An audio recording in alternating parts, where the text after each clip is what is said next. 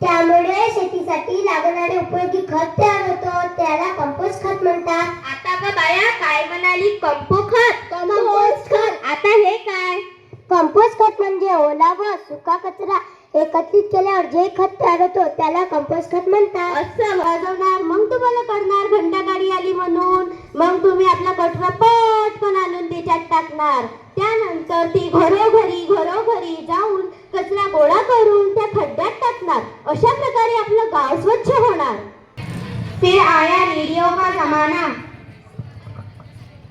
बाजी ओ बाजी, भैया रेडियो मांग रहे हैं, कहाँ रखा है? अरे वही मेज पर रखा है, दे दो भैया. नदी पर जाकर रात 8 बजे बीना का गीत माला का गीत सुनेंगे. नदी पर जाकर क्यों? घर पर भी तो सुन सकते हैं. अरे वो बाबूजी को पसंद नहीं है कि रात देर तक जागा जाए और रेडियो के शोर से घर और पड़ोस को तकलीफ पहुंचे, क्योंकि सब लोगों का आराम और नींद का वक्त है.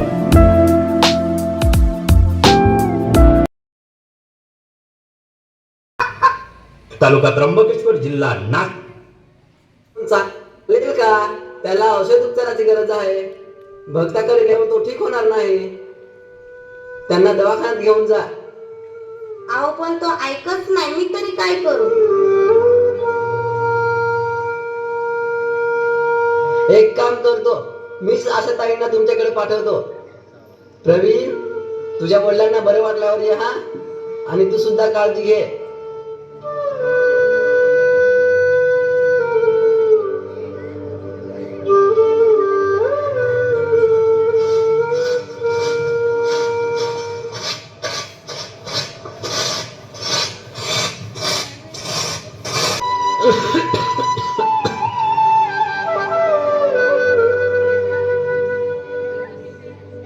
अहो कहावं नाही तुम्ही ऐका. चला दवाखान्यात जाऊन याव. पोराच्या मास्तरनीही सांगलाय. नाही व, त्यालाच काय देते ना. परत ना आजारी पडाय त्यावरील माझ्या देतावर जरा. तू भयाच पेन रे, सांगले का काही ऐक नाही.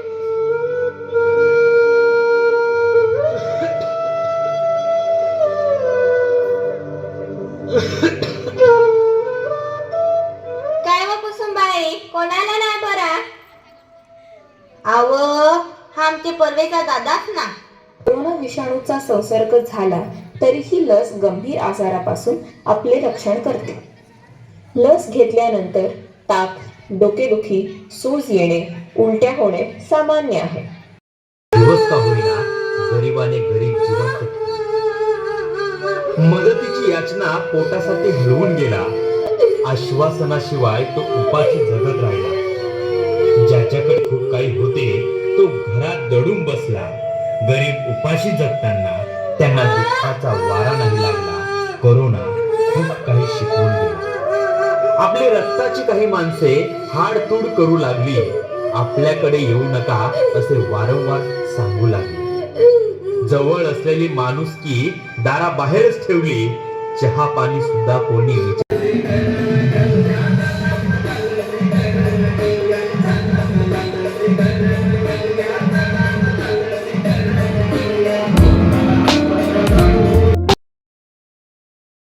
कसं वाटत आहे आता? आता पण नाही चांगलं वाटत आहे ग. काय होत आहे? बाबू, राजू उठ, शाळेत जा. नाही आई, मी नाही जात. अरे वा, घरी काय करतो? शाळेत जा. नाही आई, मी नाही जात. हे राजू, डॉक्टरला बोलाव ना. जा लवकर. बघ तुझ्या भावांना काय होतंय.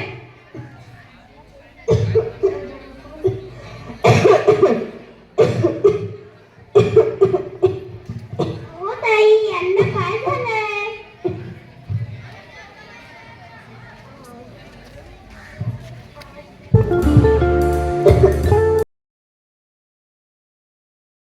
एआई हमारी शारीरिक और मानसिक रूप को बेकार कर रही है और हमारी सोच को दिन प्रतिदिन खोखला करती जा रही है.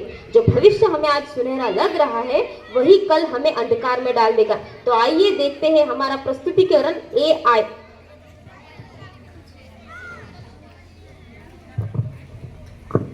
अरे बघा अरे बघा बघा अरे बघा अरे बघा अरे बघा नाटक बघा बघा अरे बघा नाटक बघा बघा अरे बघा नाटक बघा अरे बघा अरे बघा birthday to you, happy birthday to you, happy birthday dear Yash, happy birthday to you. Happy birthday Yash. Thank you papa, happy birthday Yash, thank you mummy. मेरे बेटे को केक तो खिलाओ और गिफ्ट भी लाओ।